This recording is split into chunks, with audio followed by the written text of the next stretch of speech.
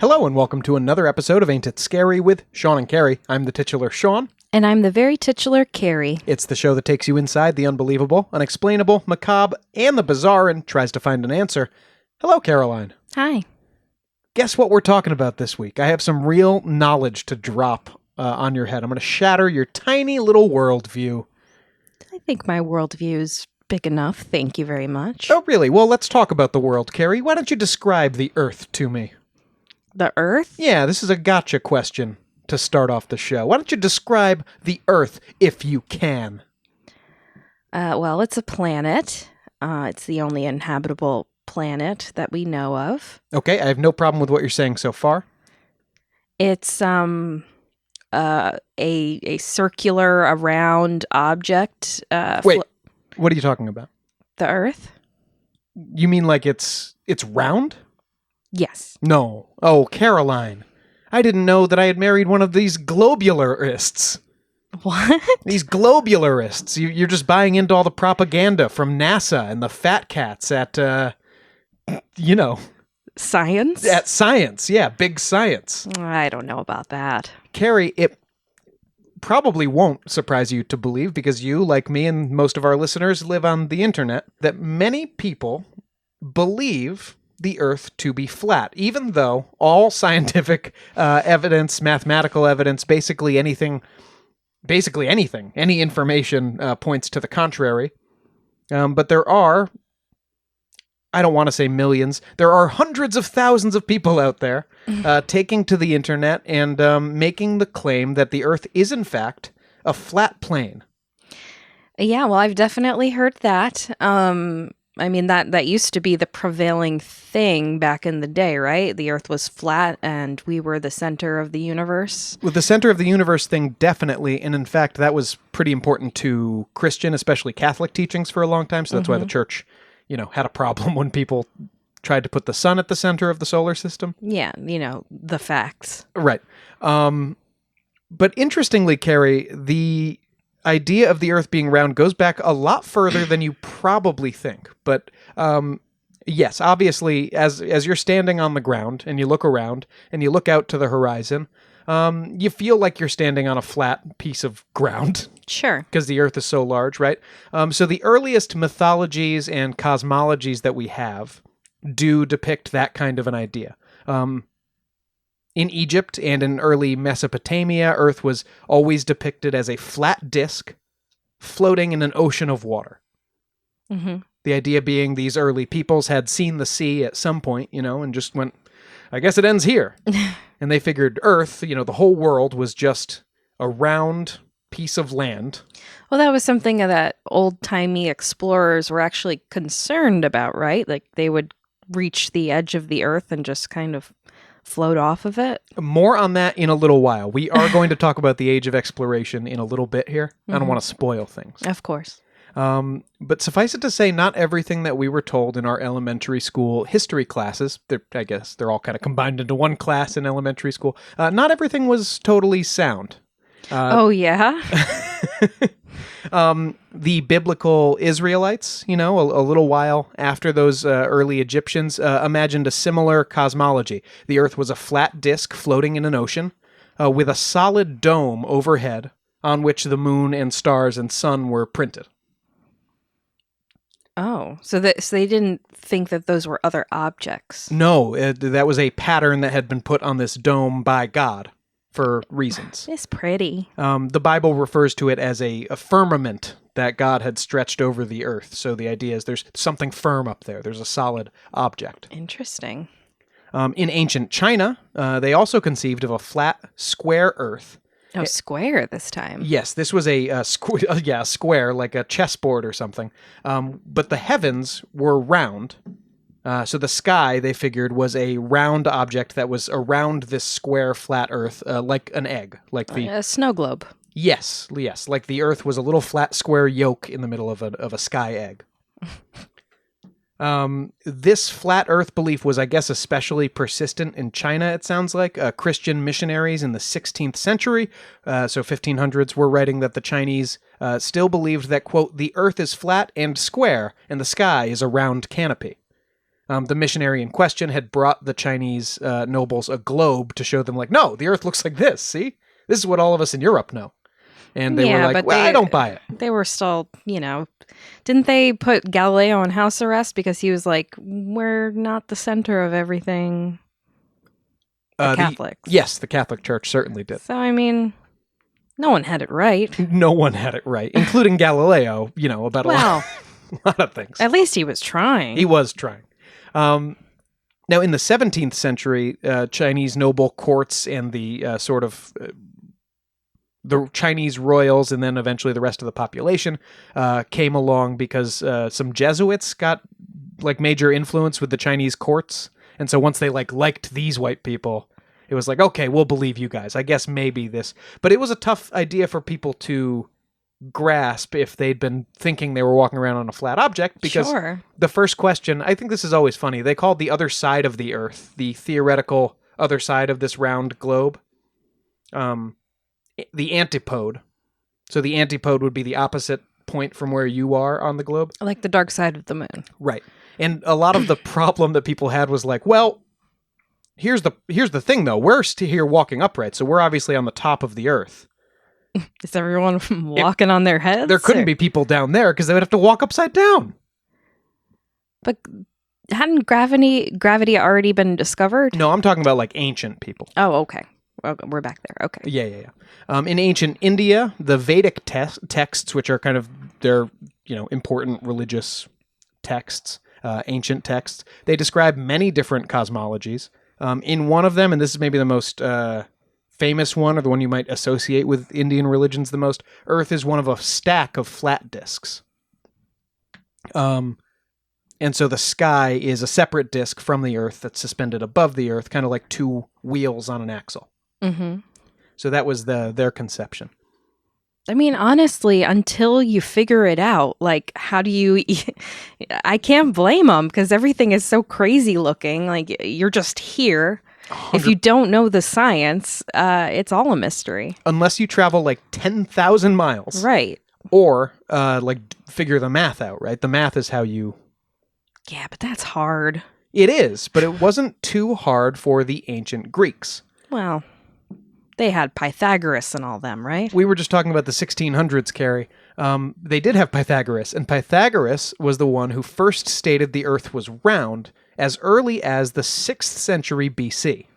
He's got the theorem going for him. Uh-huh. Now, that sounds like it could just be, maybe he was kind of a shot in the dark. Everybody was like, this Pythagoras is crazy. We like his music, though, or whatever. In 330 BC, Aristotle said that he could prove the Earth was round with observational evidence. Yeah, I mean there is a slight curve to the horizon. We just don't see it. Yes, but he talked about I think ships disappearing over the horizon. Mm-hmm. How obviously a ship will disappear before its mast does, because it is heading around the curve. Yeah, that's crazy. I never really thought about that, but yeah. Now he wasn't doing any math around it, you know what I mean? He wasn't doing all the theoretical kind of... But by 240 BC, Eratosthenes calculated the circumference of the Earth and got it pretty close. Damn. Imagine being that good at math. I could never. Well, not only being that good at math, but they were basically inventing math, these Greeks, you know what I mean? I could never. So by the 1st century AD, Pliny the Elder, the famed historian, was saying that everyone knew the Earth was round. He was like... Everyone knows. He was like, well, obviously we all know the Earth is round, so bearing that in mind... Everyone else is like, whoa, Pliny, hold on, what? Right, but I mean, the fact that he wrote that leads you to believe that, at least in Greece, about 100 years after... Everyone, the Greeks.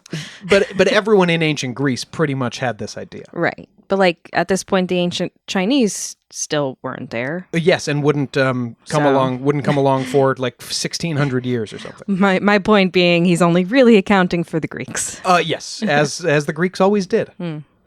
But Greek thought, as in all other aspects, kind of Greco-Roman culture carried on through the Roman Empire into Christian teachings. And so you had Bishop Isidore of Seville, who wrote the Etymologies, which was a really, really well-read encyclopedia of the 7th century. Isidore believed in the round earth, and he wrote about it in his Etymologies, although a little unclearly. He talks about how the earth is like a wagon wheel, but then through other passages in the text, it's clear that he means it's a globe, but he was just describing it as being like... He just couldn't think of the word. Yeah, he wasn't a great writer. What else is round? But he refers to the antipodes and stuff like that. So he did believe in a round earth. And then St. Thomas Aquinas in the 13th century seems to have been taken for granted in his writing that his readers already knew the earth was round. It wasn't something he had to tell them. Okay. So. Now, did we figure, I mean, I guess not everyone, but like in general, was it kind of figured out that the earth was round before it was figured out that the earth was not the center of the solar system? Well, yes. The galaxy, I guess, or whatever we would call it if it wasn't a solar system. Yeah, Copernicus figured that one out in the 1500s, I believe. Mm-hmm. So there's a gap there for sure. Yeah, a gap of like a millennium and a half. Mm-hmm. So, they're not really totally related ideas, because I do think there is just certain... I think the Greeks figured out the earth was round through, like, observation and math. Mm-hmm. And there's stuff... I don't know, without, like, a really good telescope, it's really hard to conceive even of the idea that there's something beyond our solar system. Sure, yeah. Because even when Copernicus said, okay, the sun is the center, he was saying the sun was the center of the universe. Well, yeah, because they figured that the universe was... the solar system. The solar system. Yeah. So, all that brings us to Christopher Columbus. Because about a century after... Yeah, I know, we're not big fans of Chris, but he is an important historical figure. There's no question about it. A few decades before Copernicus would make that bold claim about the sun being at the center of the universe... So bold. Christopher Columbus, famously, Caroline, sailed the ocean blue in 1492. Mm-hmm. Now, the interesting thing about this... So, what were you told about this story in school? Why was it so hard for Columbus to convince people to let him go? Well, he was trying to find a better route to India. Mm-hmm. True. And they didn't think it was there, probably. I don't know. What I was always taught in school was that people thought the earth was flat at the time. Oh, that was definitely... I mean, yeah. And that Columbus was going to sail his ass right off the edge of the earth. Well, yeah, when I asked before, I was definitely thinking of like Columbus and all those guys. Yeah. I could tell. But the interesting thing... So I believed, because I was told by my teachers, that the king and queen of Italy were like, yeah, Italy, because he was an Italian guy, Columbus. Oh, yeah. And he asked the king and queen of Italy, hey, can I go do this voyage? And they were like, no, you're going to sail off the edge of the earth, dummy. And then he went and he told the Spanish king and queen, hey, listen, I'm going to sail to India. I'm going to go west. And they were like, you're going to sail off the edge of the earth, dummy, but try, I guess. That's not what was happening at all. Because as we've kind of established, by 1492, there was literally not one single educated or influential European who believed the earth was flat. Wow. Yeah, that's very surprising to me. In reality, and this is how wrong that is, Columbus believed Japan to be about 5,000 kilometers away from Spain sailing west. He thought he could get around the earth in about 5,000 kilometers. And that was based on some Arab estimates of distance for like how big a degree of the earth was. Because we didn't know. Nobody had sailed around the whole thing. So we didn't know how big the earth was at the time, right? Mm-hmm. But some Arab mathematicians had made some estimates, and Columbus estimated, based on their estimates, that he could get to Spain in about 5,000 kilometers sailing west. Now, the problem is Columbus was using Italian miles with his calculations, which were smaller. Oh. And so, in actuality, it's more like a 20,000 mile distance. That's a big mistake to make. Sorry, not mile, kilometer, but yes, huge difference. By a factor of 4, he was off. And so his argument with the Spanish scholars was actually over how far the voyage would be. They were like, dude, you're not going to sail 20,000 kilometers. You can't make it. There's just sea from here for 20,000 kilometers to Japan. But of course, But they didn't know that.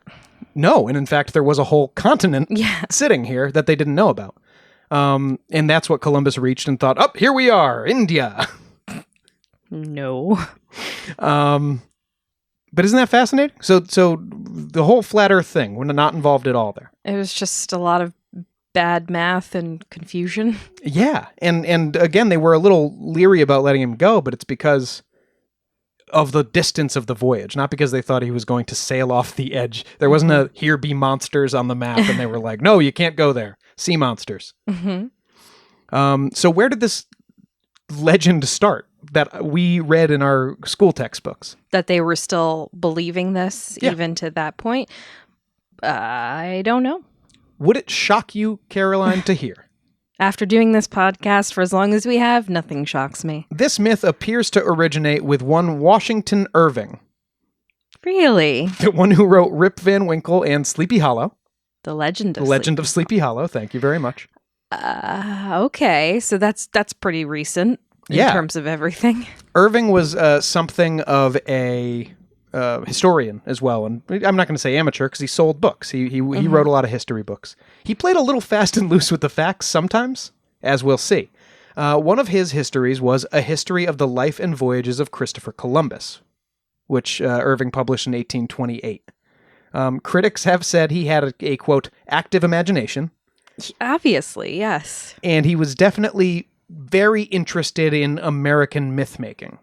Yeah, I mean, you look at Sleepy Hollow, the town now, and the whole area is really still devoted to that story and the whole Washington Irving myth. Rip Van Winkle, I think there's a bridge named after him in New York, so that's big Irving territory, and they still follow his stories to this day, even though there was no headless horseman or anything like that. He would incorporate historic things like the Hessians coming in and helping with the Revolutionary War for the British.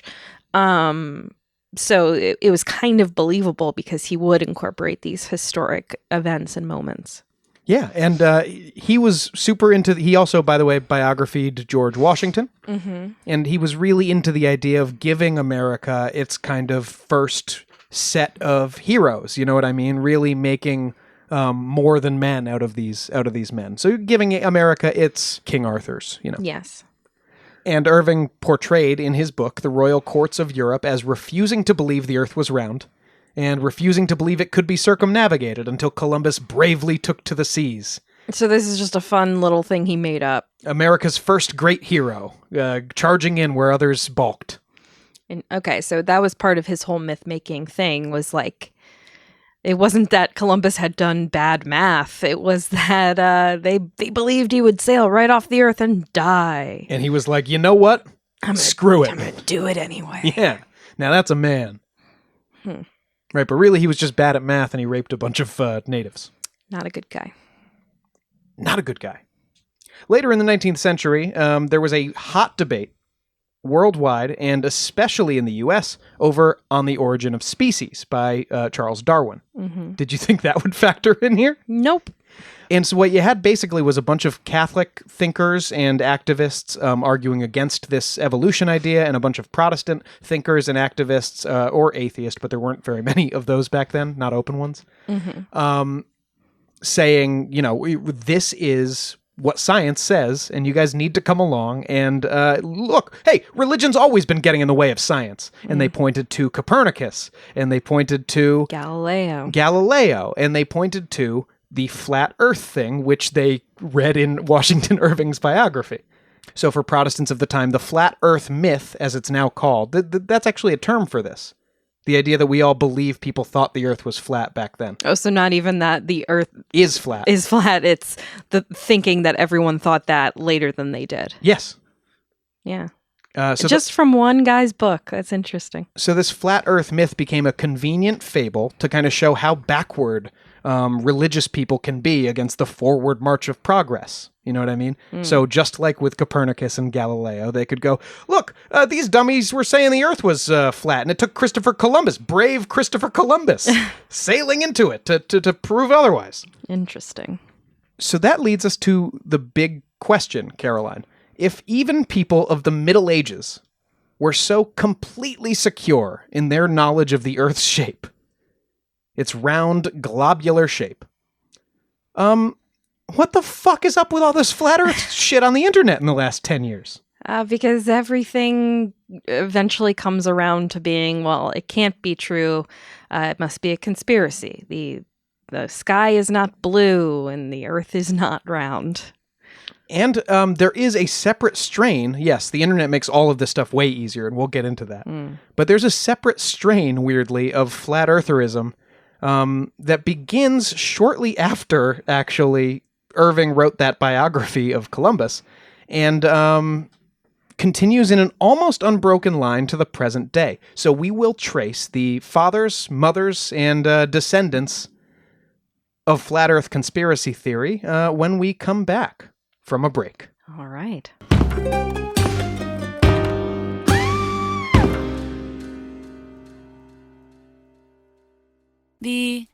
I haven't really woken up until I've had my McDonald's breakfast deal. And I know this is true because before breakfast, I put my phone in the refrigerator and couldn't find the keys that were already in my hand. Nothing gets the morning going like the first sip of an iced coffee. Get any size and any flavor for 99 cents until 11 a.m. Price and participation may vary. Ba-da-ba-ba-ba. McDonald's. I'm loving it. Noom Weight uses psychology to help people everywhere learn about their eating habits. Eating is my love language? Yep, sure is. I say yes to seconds out of guilt. It's hard to say no to Aunt Jenny's banana pudding. Wait, I do what? Oh, fog eating happens to everybody. What the We know. It can be a lot to take in, but with the help of Noom Weight, you'll learn the psychology behind your eating habits, how to change them, and get closer to reaching your weight loss goals. Sign up at Noom.com.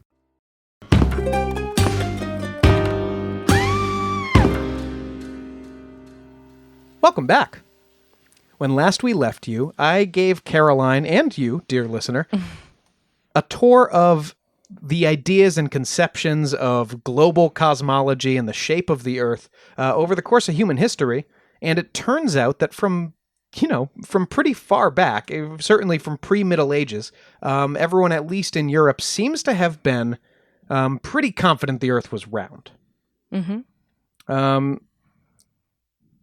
And we've explained just before the break, we got into sort of why people believe today that people in the Middle Ages didn't know. But that still doesn't answer, Carrie, why people today don't seem to know that the Earth is round. And that may all go back to a man named Samuel Robotham. Okay. Born in 1816. Now, Robotham started as an organizer of an Owenite community in the Fens, which is a plain in eastern England. This kind of reminds me of the guy who came up with, like, Hollow Earth. Yes, that guy also was, I think, a commune organizer. Yeah, that's so weird. Owenism was a proto-socialist cooperative utopian movement founded by Robert Owen in Britain in the early 19th century. It's going to continue sounding familiar, by the way, because he proceeded to go do experiments to try to prove his findings. So weird. You see, old Sam, eventually noticed, presumably through the sheer boredom of living in an Owenite community in the Fens, a total lack of curvature of the long, straight drainage ditch called Old Bedford River. Okay. And this led to the Bedford Level experiment. Now, at this site, Old Bedford River is a slow-moving, again, it's a drainage ditch. It's often not moving, like, at all. So you can get a pretty good look at the water, without it churning all around. Now, Robotham reasoned that if the Earth is 25,000 miles around, then all standing water must have a curvature such that it falls about 8 inches in the first mile and then exponentially more after that. Because the water should follow the curvature of the Earth. Was this math correct? Yeah, actually, it is pretty close. Okay. So in summer of 1838, Robotham waded into the river with a telescope and just watched a boat row slowly away from him. The boat had a flag on its mast that was about 3 feet above the water, and Robotham found that the boat stayed in view with its flag the full 6-mile distance to Welney Bridge. And given the accepted curvature of the Earth, it should at that point have been 11 feet below his field of view. But what if the ditch wasn't fully straight and it actually went upward? Well, that certainly could make a difference, but if that was the case, then the water would be flowing backward. Yeah, I guess. Okay. This experiment cementing his beliefs, Sam immediately went out, abandoned his community, it sounds like, and hit the lecture circuit, charging 6 pence a head. At one early lecture, a skeptic asked, well, wait, why do boats disappear then before their masts do? Just like old Pythagoras did way back. Mm-hmm. And Sam panicked and fled the lecture hall. He didn't come up with an answer to that, like the main question? The first question. Literally, that was his experiment. I don't know. What a weirdo. But over time, his debating skills improved, and you would hope. Eventually, people say the quick-witted Robotham could argue circles around his opponents, despite having virtually no facts on his side. Mm-hmm.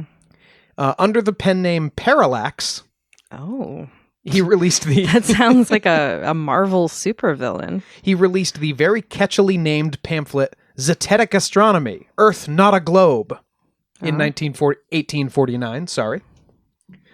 In the text, he posits the Earth as a flat disk, centered at the North Pole, and bounded by a ring wall of ice that we call Antarctica. Mm-hmm. Now, aside from all his lecturing work, Robotham also worked as a chemist and a physician, despite possessing no degrees. Well, that doesn't seem to stop him. Nope, it certainly didn't. What did eventually stop him was the numerous wrongful death cases that were brought against him for peddling phosphorus as a miracle cure. Mm-hmm. That includes one death by misadventure poisoning of his own child. Oh, God. Robotham was also the patenter of many inventions, including a, quote, life-preserving cylindrical railway carriage. I'd love to see what that looks like, but I can only picture the Batmobile. And I guess I'll throw this in here, too, because I found it interesting. He had 17 children. Maybe that's why he poisoned when he figured I got spares. Jesus. 15 of those were with his third wife, who he married when she was 15 years old. Well, you'd have to have 15 kids. Yeah, right, just to fit it in, I guess. Yeah, he fit it in all right. Despite his legal and personal issues, Robotham developed a devoted following of believers, and in 1870, one John Hampden offered a public wager that he could show the Earth was flat using Robotham's same experiment at the Bedford levels. So it has to be that specific thing, because anywhere else you do this, it doesn't work. Well, even here, naturalist and qualified surveyor Alfred Russel Wallace saw the bet, advertised in the paper, I guess, accepted and won because he, unlike Robotham and unlike Hampden, knew about atmospheric refraction. Ah. You see, I say that like I know what you're talking about. Also because of the shape of the Earth, any light moving more or less in a straight line actually moves downward due to the effects of the atmosphere. Okay. It's like the atmosphere is a prism that bends light down, a prism that bends light downward. Okay. And so, in order to do the experiment properly, you would have to set your sight line 13 feet above the water, which Wallace did, and he also added a pole halfway down the line to show the effects of the curvature of the Earth. Mm-hmm. So that, when the boat got to here, it's like, well, so you could see the height of the boat compared to the height of the 3-foot pole along its whole, trek. Okay, science. I believe you. The bet was settled, but only after several long court cases. Oh, brother. After which Hampden, the loser of the bet, ended up imprisoned for libel and for threatening to kill Wallace. Oh, God. Just take the L, dude. As for Alfred, his peers questioned why he would even stoop to a debate over to a bet over settled science. But he had actually never even heard of Robotham and didn't know that they were resurrecting anything. Yeah. For his part, Lord Robotham, he's not a lord, Samuel Robotham, it just sounds like a lordy name. Samuel Robotham sold over 1,000 copies of Zetetic Astronomy and ensured that its legacy would live on. After his death in 1884, one very big fan, a Lady Elizabeth Blunt, formed the Universal Zetetic Society. Her objective was the propagation of knowledge related to natural cosmogony in confirmation of the Holy Scriptures based on a practical scientific investigation. It's nothing like practical science in confirmation of the Holy Scriptures. She also published a magazine through the society called The Earth Not a Globe Review. Love it. Very catchy. At 2 pence an issue. Lady Blunt also edited a flat Earth journal called Earth, a monthly magazine of sense and science. I think you're missing one of 2 of those things, actually. Definitely no science involved. Although there was. She also recreated the Bedford level experiment. Enough. Do it in a different place. Lady Blunt hired a commercial... Yeah, it is funny that they only do this at Welney Bridge. Go literally anywhere else. She hired a commercial photographer to shoot a large white sheet at Robotham's original position from the Welney Bridge. The camera was 2 feet above the water, and the photographer was surprised he could see the sheet 6 miles away. English Mechanic magazine had fun with this all year in 1903 and 04. They published Blunt's pictures after her thing, and then 2 separate experiments showing the total opposite result over the following year. So she heard about atmospheric diffraction or whatever, and she was like, you know what? No. Yes. 100%. Great. She's like, yeah, I'm just not going to do that part. Because that's the part that disproves what I think. And she's here in confirmation of the Holy Scriptures. It's all feeling very familiar. Lady Blunt died at age 84 in 1935. And the Universal Zetetic Society was pretty much dead with her, although it would be resurrected. More on that in a little bit. I want to take a little side story here. Because flat Earth beliefs were also preached, and I'm trying to go in more or less chronological order here. Flat Earth beliefs were also preached by Wilbur Glenn Voliva at the Christian Catholic Apostolic Church from 1915 to 1942. Carrie rolling her eyes at the... I love just, we'll add more religious words because that makes us more religious. We are Christian and Catholic and Apostolic. Well, it's just like... these are not the people to be doing the science. There's actually great backstory to these guys. This was formerly just the Christian Catholic Church, which was founded in Illinois by John Alexander Dowie, along with a religious commune to be its kind of seat. So Zion, Illinois, which I think is still a town, was founded as, a religious community, basically, for this Christian Catholic Church. Wilbur Glenn Voliva took over in 1906 after the founder Dowie stole and mismanaged church and community funds. Shocking. Never heard of a preacher doing that. It's strange. So Voliva took over, took the flock under his wing, and immediately made things way cultier. He started arranging marriages for his followers. Oh, no. No bacon, ham, oysters, liquor, tobacco, movie theaters, or globes in town. That's not a groovy place to be. No short dresses. No globes. Well, because that's obviously heresy. No short dresses, high heels, bathing suits, or lipstick allowed for the ladies. Man. And the police force, called the Praetorian Guard, oh, relax, enforced the laws with little dove patches on their shoulders and belts that had the settings for their clubs and Bibles. Not very dove-like of them. But I love the Bible on the belt, too. Well, it's a funny. Literal Bible thumper. Oh, you think he beats people with that? Absolutely. Wouldn't you? Voliva publicly offered a $5,000 reward for anyone who could prove the Earth was round under his conditions. Well, I hate it. He loved kind of getting into the media. In 1928, after the airship Italia disappeared on an expedition to the North Pole, Voliva warned the world press that the ship had obviously sailed over the edge of the Earth. So, okay. So this is an airship. Does he think that... What is he like? The sky ends there? That's a great question. You're right. Yeah, how could it fall off the edge? Like if it was a ship, okay, that's one thing. But if you just see the Earth end, wouldn't you just turn around? You go, like, we'll go back shit. to where Earth okay. is. let's turn around. Yeah. Let's go back to Earth. Yeah, because, I mean, space is a thing. Uh-huh. The sky is a thing, and we knew that by this point. Yeah. Okay. So I don't know why he made this like a central part of his religious identity, but he did. It was like an important part of the whole thing. The airship disappearing. No, the flat Earth stuff generally. Mm-hmm. And I think he subscribed to a similar cosmogony as Robotham had come up with the North Pole in the center of the Earth and the ring of ice that is Antarctica around the edge. But here's the thing. If that's the case, Then he would have... what did they fall into the middle of the Earth? Yeah. Because it wasn't a or South hit Pole. the ice, but like how high up does the ice go? But also it was a North Pole... It was a North Pole expedition. That's supposed to be in the center. So unless he's just like, maybe I got it wrong. It's the other way. These people are stupid. They're very hell-bent on believing the thing they believe.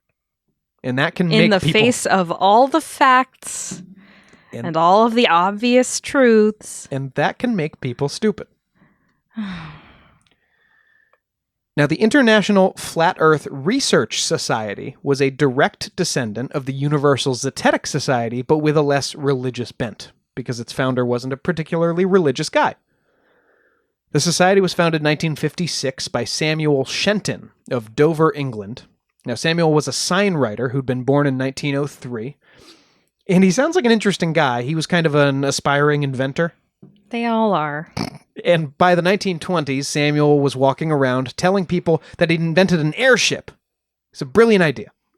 An airship that would go straight up and just wait until the Earth spins at 1,000 miles an hour, as the Earth does, and then come back down. And it would have traveled 1,000 miles in an hour. Mm-hmm. He was curious why no one else had thought of this great idea already. Until he read Zetetic Astronomy, the original pamphlet, and was an instant convert. Mm-hmm. Shenton named first president of the society William Mills. He was a relative of one of Lady Blunt's followers, so it was like kind of an air of legitimacy to the whole thing. Who's watching anyway? Shelton, who cares? Shenton. And Shenton served as secretary himself. He sort of saw himself as organizing things from the background. So a couple of questions. Yes. If this isn't religious, like what does he think is the reason for people covering up or whatever that the Earth is really flat? Like I could see religious people being like, they don't want the scientists don't want the truth to be that God did it this way. I don't even know why it's religious, but like what is the reasoning there? It's a great question. Like he just believes he's the right one? This always seems to come... We'll get into it when we talk about why people are doing this now, today. But there always seems to be an air of anti-authority that goes along with this. Like I think you need to be predisposed to believe the government is lying to you. Okay. Well, So yeah. you just assume they lie because that's what they do. And then his main thing was just he couldn't find any explanation for why this airship idea that he was obsessed with wouldn't work. Besides the fact that you couldn't just hover in the air like that back in the day? Ship go up, Earth spin, ship come back down. You could with a balloon. Another question. Yes. And I think this is relevant to that. So let's say you're much like what we were just watching in the book of Boba Fett. Let's say you're standing on top of a train and you jump. Yep. The train moves underneath you. Yes. And you land on another part of the train. Not so for the Earth because... But if you're inside a train and you jump and the train moves, you don't like slam into the wall. Yes, of course. Why does that happen? That's a good question. Maybe it has to do with... I don't actually know. I've thought about that a lot. But it seems like the same kind of idea. Oh, right. Okay. This actually makes obvious total sense. And it's going to make total sense to you when I say it. When you're standing on a train and the train's moving at 150 miles an hour. This is the top of the train. Sure.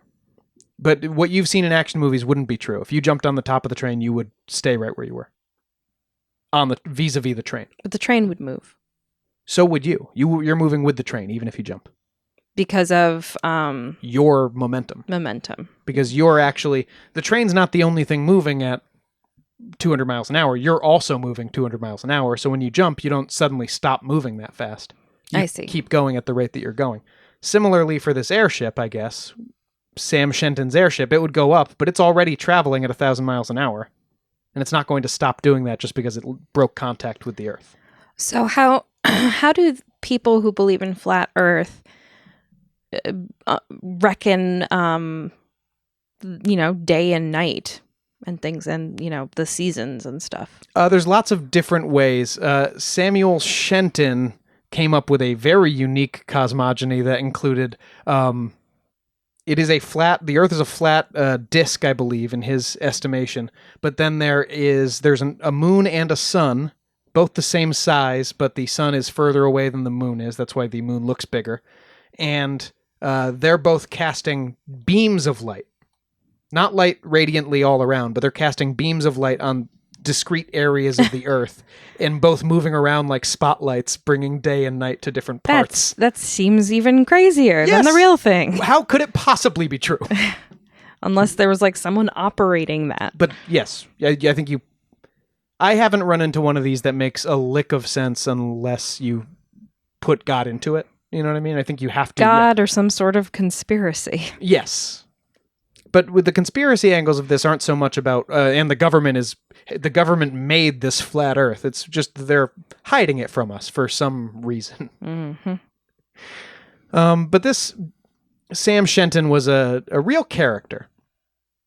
Remember, he founded the society in 1956, which might seem like an inopportune time, given that in 1957, the Russians launched Sputnik into space, marking the beginning of, man actually being able to observe the Earth. Yes. Sputnik in 1957 didn't slow Shenton down at all. His lectures, by the way, he was doing constantly at personal expense and never turning one down. And still painting signs the whole time. I don't think the flat Earth thing was... You gotta have a hustle, Sean. Well, I don't think the flat Earth thing was making him any money, was my point. Oh, no? And so Sputnik orbited the Earth, came back down, and people were like, hey, Shenton, what now? And his response was, well, would sailing around the Isle of Wight prove it was spherical? That you'd be able to see it. Sputnik didn't take pictures, though. I know, but what? He's just thinking that whoever was there lied? Oh, no one was on. Sputnik was just a satellite. Oh, sorry. I'm getting things mixed up. So it just went around, came back. Okay. Took some readings, maybe. Now, in 1962, a person orbited the Earth, John Glenn, 3 times. Mm-hmm. Shenton, after he got back, sent Glenn an IFERS membership, an International Flat Earth Research Society membership. Very presumptuous. With, okay, wise guy, written on it. I think that's pretty funny. Now, Gemini 4 made 66 orbits in 4 days in 1965, and I think released some photos of the Earth as well. And Shenton released a pamphlet called The Plain Truth to tell all his followers, quote, remember... Is it Plane, like the yes. Earth is a plane? Ugh. Yes, of course it is. Oh, that's funny. I thought it was because he references space flight, so I was thinking of airplanes or space planes. But no, you're right. He's probably talking about... That's hilarious. Yeah, to tell followers... So funny. And here's where we do get religious again. To tell followers, quote, that modern astronomy and space flight were insults to God and divine punishment for humankind's arrogance was a mere matter of time. So he's just pissed that these people are disproving him. 100%. And he's like, God's not going to like this. God's not going to like it. And I am God. What? Who said that? I just love, how could you make God mad just by learning things? You know what I mean? They're not tearing a hole open in anything. They're just going somewhere. And God's not going to like this. They said I was wrong. In December 1968, of course, the Apollo 8 mission. Oh, no, this is where they sent back photographs of the Earth. Because before the mission, Shenton said in the press, if they show us a very clear picture of the Earth from space, and the picture does not show all the continents, and the edge of the picture is out of perspective, then that would prove the Earth is round. Until then, we shall continue fighting to prove the Earth is flat.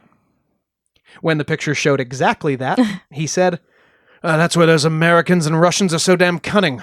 For some reason or other, they obviously want us to think the world is round. Why? Some of the pictures have been blatantly doctored. Studio shots, probably. Stop. Why? To what end? Cui bono? And he doesn't say that. He says, for some reason or other. Yeah, he doesn't even know why they would do this. He posits no reason that they would tell this lie. Who benefits, Sean? In 1969, the Apollo 11 mission finally put men on the moon. And Shenton's dismissals were sounding crazier and crazier. When he was asked about this one, he said, the astronauts are hypnotized into believing they go into space, yes. Even with their training, those chaps wouldn't have the nerve to be fired off on top of an explosive, a rocket, and the lack of observations they bring back is negligible. Speak for yourself, Shenton. Just because you'd piddle your pants doesn't mean they would.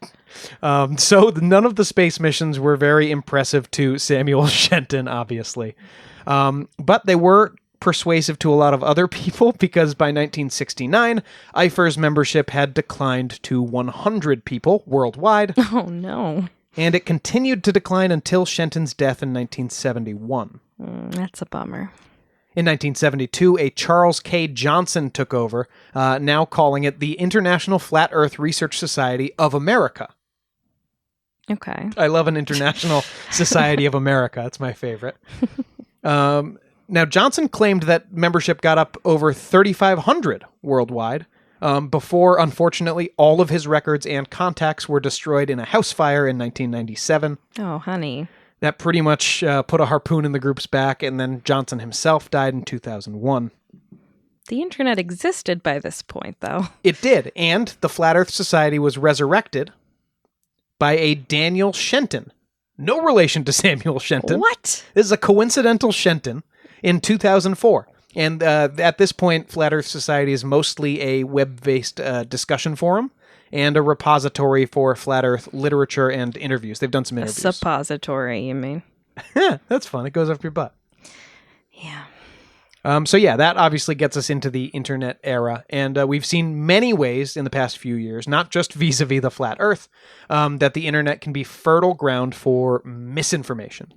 So Sean, how can people, with all of our knowledge and science and technology and everything, plenty of beautiful pictures of Earth from space, how can people still believe that the Earth is flat? And again, I can't stress this enough, to what end? The to what end is the really difficult part. First of all, I think some people are just more likely... Anarchists. Some people like to watch the world burn. There's no doubt about that. Some people, I think, are trolling. Flatly, not globally. But a lot of these people seem to not be trolling. And I think there are some folks who can just get sucked in by celebrity doofuses. Just anyone whose name they've heard before says something. And if you're already a little predisposed, maybe B.O.B. and Tila Tequila. Yeah, but like everyone else says the opposite. So you don't believe... Carrie, Thomas Dolby is a flat earther. He blinded me with science. Well... With science? Apparently not with science. Blinded me with science. So they believe these people, but not like anyone else. Like, why these celebrities? Here is the central thing of flat earth belief. Please, I need to know. The central 2 points, because the issue is, other than literally they will point to the Bedford level on this latest website.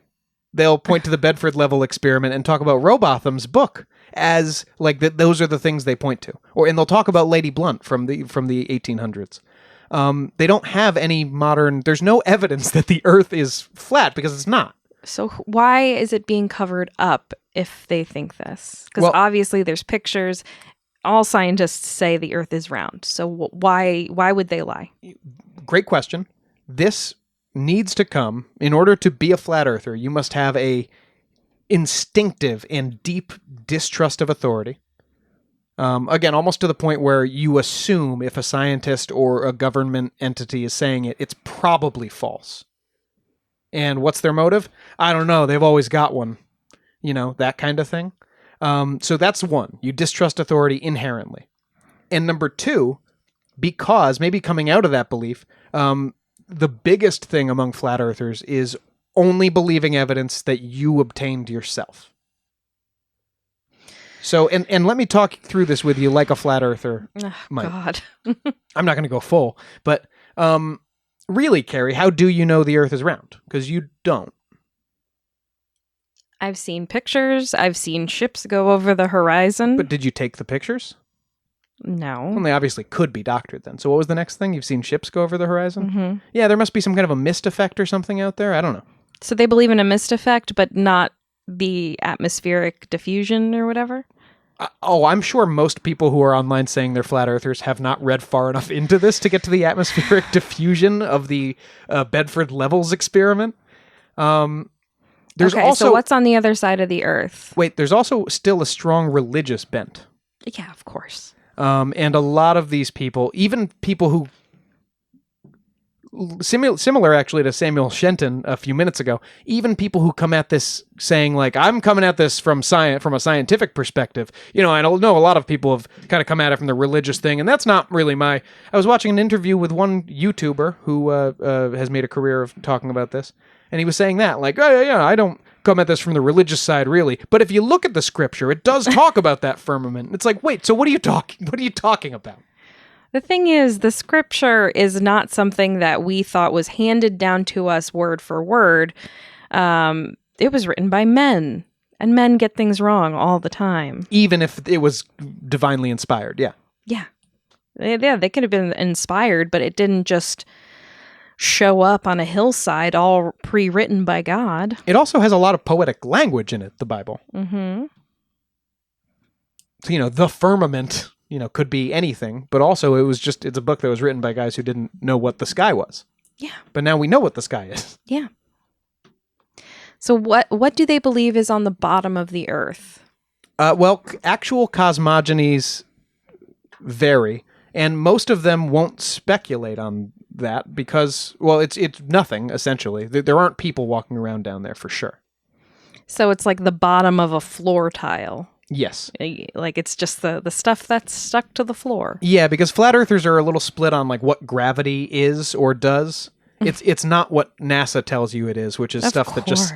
It's not a force that just makes things stick to each other. And so like... That's not... They got that from Newton. Yes. Like what was his angle then? Why would he lie? Well, I don't think Newton really fully understood gravity. Newton would have described gravity as a force that pulls things down to the earth. Mm-hmm. But a modern scientist would describe it as a force that pulls all things to each other all the time. Mm-hmm. So he didn't fully understand it either. And we don't probably understand it now. No, I mean, we don't understand... Anything. Anything. Not really. No. No. That's the funny part is all the science that we've said, all the real science that we've mentioned in this podcast so far is probably also flawed in some way. Of course, but I mean, they're pictures. And the worst part... They can't even figure out why the people would lie to us. There are certain conspiracies... Oh, God, I don't even want to get into it. It's too political, which unfortunately it shouldn't be, but it is. One of the vaccine conspiracies is that they're injecting a chip or a tracker or whatever into you. Yeah, that's not. I consider that political. But we can treat that as inane drivel. But I see a point there. They're trying to track me. That's why I don't want to do this. Oh yes, but I don't see why we would be lied to about this. I don't see the benefit. Well, one thing that they will point to is all the money that's been funneled into our and other international space programs. But that's been going steeply downhill. I know, it's for decades. Semi-privatized in a big way now. Yeah, so who cares? I agree. And it's only now that this has really come into the fore on the internet. Yeah, it's like, do you remember the TikToker who was saying the Roman Empire didn't exist? Oh, God, yeah. People just like challenging, especially over the last... people like feeling smarter than everyone else, too. And they love challenging established beliefs because it lets you feel smarter than everyone. Hey, I'm smarter than NASA. I'm smarter than all the scientists. Mm-hmm. And the best part is I don't have to show you anything. Because everything is a conspiracy. Yeah, flat earthers actually will often say that the burden of proof isn't on their side. The burden of proof is on science's side or on globularists' side. Globularists is a word they made But up. they have proved it. No. A flat earther would tell you no. I'm standing on flat ground right now, and I look around and I can see with my eyes that it's flat. And until I personally, I think the only way you could observe the curvature of the Earth for yourself is I think you can, if you're going back a few episodes, if you're on like Everest. Yeah. You can see the curve. You have to be up very, very high. Exactly. And be able to see very, very far. And that was... Because we can't conceive of how big the Earth is. I mean, like, we can, but like in our minds, in our eyes, we've never seen anything as big as the Earth. No. Because we're on it. Yes. And you've been on it your whole life. Yeah. Getting up high would work. You would be able to see the curvature that way. And that was the plan, sadly, of Mad Mike Hughes. Oh, boy. A limo driver and daredevil. Have you not heard of this guy? This was a big news story. Does it have to do with Everest? No, it has to do with the flat Earth. No, but I mean getting up high. Oh, wait. I think I have. Mike was a limo driver and daredevil. He made like I've heard this. This was recent. Yes. In 2002, Mike had set the world record for the longest stretch limo jump at 103 feet. So that was his claim to fame so far. In 2014, he had built his first crewed rocket. It was a steam-powered rocket, and in it he flew 1,375 feet. He claimed afterward that the injuries he suffered in the crash put him in a walker for 2 weeks, but there was doubts on the internet after he posted the video about whether he was actually in the rocket at all, because there was no video of him getting inside. A couple years later, in 2016, Mike launched a crowdfunding campaign for another rocket launch that only made $310. Out of how much? He needed like close to $8,000. Oh, no. Now, later that year, the flat Earth thing started picking up on the internet, and Mike jumped on some forums and said he was a flat earther and wanted to shoot himself high enough to see the curvature of the Earth. But why would anyone believe him? And he needed a rocket to do it. So he raised, that way, $7,875 to build himself a rocket. But again, why would you believe him? He could be in on the conspiracy. Sure, yeah. And I think there's a strong argument to be made. He didn't care about the flat Earth at all. And he just wanted to build a rocket. I just want to go up real high. They only gave him $300 for a rocket, but a flat Earth rocket, $8,000.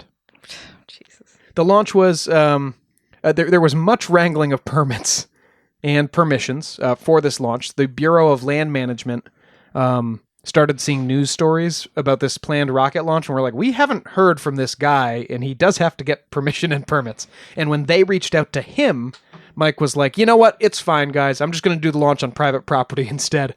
And then the Bureau of Land Management was like, no, you still need a permit to launch a rocket. That is interesting. Does it have to do with ownership? Because I feel like I've read this recently, but like we don't own the sky above our property. Oh, interesting. Like our... Well, that's airspace. If you buy, is that what you're talking about? Yeah, kind of. But if you buy a house with, let's say you're on an acre of land, you own that acre and you own what's on it, but you don't own everything above that acre. Like you don't own what's in the sky after a certain point, I don't think. So you can if you don't need a permit for a rocket, say, let's say you didn't, you would still be launching yourself up. But even if you were on your own property, at a certain point, it's not your property anymore. Oh, I see. Directly above you. Yes, and in fact, most airspace is restricted. Yes, of course. Well, that's if you go up in super one way high, or another, which I'm assuming he didn't. Well, his launch was initially scheduled for November 25th, 2017. Still no permits. Then it was rescheduled for December 2nd, 2017. Then he finally made an attempted launch on February 3rd, 2018, where the steam release malfunctioned and he had to put the kibosh on the whole thing. Mike ended up launching another crowdfunding campaign to raise, this time, $10,000 for the, quote, delay costs of the launch. More for the delay cost Kickstarter than the rocket Kickstarter is interesting. But this one only actually raised $100. Oh, jeez. And finally, on March 24th, 2018, Mike got his launch done. He reached 1,875 feet and had a hard landing in the Mojave Desert. No serious injuries, and he landed 1,500 feet away, crucially, still on private property. Now, the intention with this rocket launch was to reach 500 miles per hour. Because future launches, Mike planned to launch a similar rocket from a balloon 20 miles in the air. Okay. So that the rocket could reach low Earth orbit. His team reported that this launch reached 350 miles per hour. Mm-hmm. There was another planned launch in 2019 to test the system again, but it was postponed and ended up, I think, with Mike getting heat stroke in the Mojave. Finally, on February 22nd, 2020, Mike was shooting a rocket launch for Science Channel's Homemade Astronauts, a program that I don't think has aired. I wonder why. Come on, Science Channel. During the launch, the rocket's parachute appeared to deploy early and detach. Journalist Justin Chapman was on site, and he said the rocket appeared to rub against the launch apparatus just before it went up, possibly tearing the chute. The rocket fell several hundred feet, hit the ground hard, and Hughes was killed instantly on impact. Terrible. Following his death, his PR rep, Darren Schuster, said, "We used the Flat Earth as a PR stunt. Flat Earth allowed us to get so much publicity that we kept it going. I know he didn't believe in Flat Earth, and it was a shtick." On the other hand, the co-directors of Rocket Man, Mad Mike's mission to prove the Flat Earth, say that they felt his belief appeared genuine to them when they were making the movie. But of course, if that's his brand now, he would have to... You'd have to go with it. He'd have to act the part, yeah. So, I mean, this in this one case proved tragically fatal, and I just couldn't tell the story of the Flat Earth conspiracy theory without telling Mad Mike's story. It's very sad, and whether or not he believed all this nonsense, what a bummer. Yeah. Because he's probably a fun guy. He would definitely be someone to have a beer with. Well, rest in peace, Mike. Caroline, do you have any more questions about the flat Earth that you're standing on? Oh, Sean, I have so many questions, but none I think you can answer. It's like Hollow Earth. It's like, what's the point? Why? Who cares? But so Mike might not have been an actual believer, but certainly the people who contributed to his campaign. Oh, there are definite true believers, yeah. Were hoping to send a man up in a rocket high enough that he could come back down and go, nope, not curved. But here's the thing. Why do they believe Mike? Why do they believe him? Yes. It's like being a scientist, being in NASA, having letters after your name, being in any kind of government position makes you, to some people and today, less trustworthy than literally some fucking bum off the street. And listen, you should always approach things with an open mind, with your own perspective. I don't think you should blindly believe things ever, even if it's an authority telling you. But to me, they've proved it. So. Yeah, but that's because you're one of these sheeple who just listen to everything that you're told. Oh, jeez. It is, here's the truth. It's an interesting thought pattern to get into to question everything you're told. I think it's a healthy thing to do in most thinking cases. Critically, but you have to be critical. Yes, exactly. It doesn't mean just choosing what you want to reject and then not listening to anything to the contrary. Exactly. That's actually the opposite of critical thinking. So, while these people will describe themselves as skeptical of the Earth's shape, I've seen them describe themselves as skeptics. They're not skeptics. They're ultimately believers. And that's the really interesting thing to me here. Sheeple.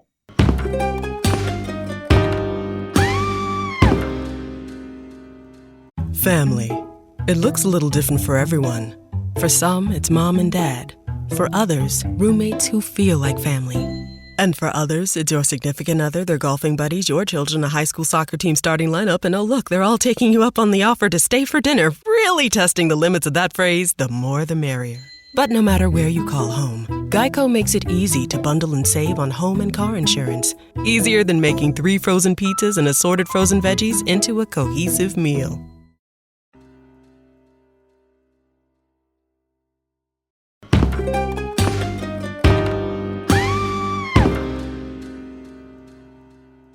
It's Poe's Cryptid Corner. A twisty story out of Pennsylvania. In Fairfield Township, homeowner Christina Eith noticed a strange set of paw prints outside her home and went to investigate. After following the tracks for some time, she came upon a strange-looking canine creature by her basement door. A Chupacabra? Perhaps. The animal was scared, cold, and shivering, so Eith lured it into her home and called rescue workers from Pennsylvania organization Wildlife Works. Despite their extensive training, they couldn't figure out exactly what kind of animal Eith had rescued, with wildlife rehabilitator Morgan Barron stating, quote, "I honestly can't definitively say what it is.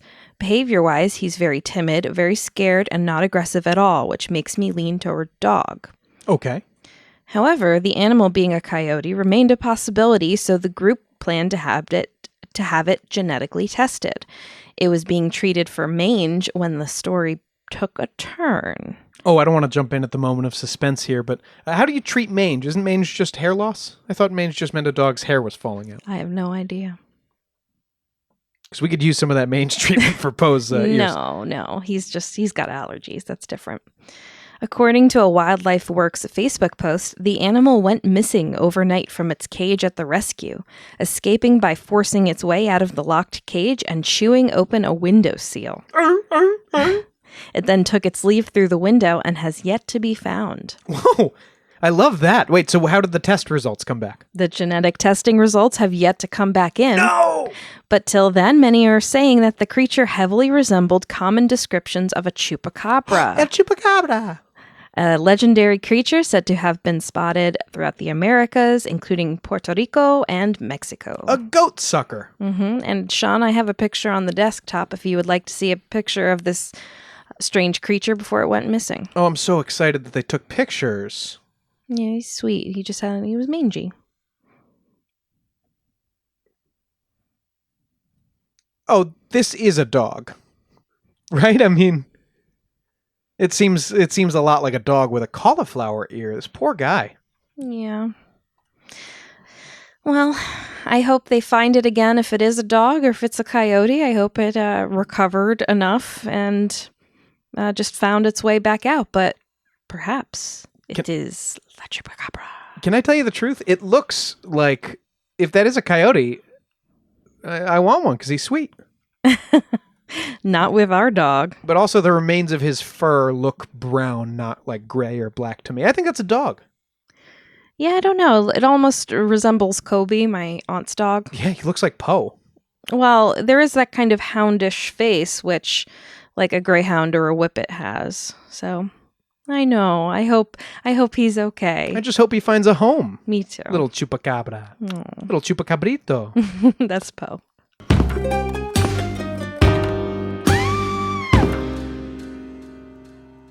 That's it for this episode of Ain't It Scary with Sean and Carrie. Like us on Facebook and follow us on Twitter and Instagram at Ain't It Scary, and check out our website at ain'titscary.com. You can support the show by supporting our sponsors and becoming a patron at www.patreon.com/ain'titscary. And please subscribe to the show and throw us a 5-star review on Apple Podcasts and Spotify now. They have reviews. Oh my God. Oh, guys, get out there and do that. Yeah, we need some. It will really help. We will be forever grateful. That's right. And special thanks to our beloved top-tier patrons. By the way, come over and join us on Patreon. This Please. weekend, Carrie's going to read some spooky, ooky Edgar Allan Poe stories to me. We're going to do some movie watching. It'll be fun. Well, I think we're going to do the Hellraiser series, but starting with God. 4. So it's going to be bad. You know, the best one. Yeah, so that's going to be a lot of fun. Maybe we'll do some Puppet Master as well. The Littlest Reich. Special thanks to our beloved top-tier patrons already joining us over there. Nate Curtis, Sean O'Donnell, Jared Chamberlain, Maria Ferrante, Robin McCabe, Comfy Mike, Alex Nakutis, Ryan Regan, and Christy Atchison. We love you guys. See you next Thursday. Show created by Sean and Carrie McCabe, music by Kyle Ryan. You can find Kyle at his YouTube channel, Music is a Verb. This has been a production of Long Boy Media.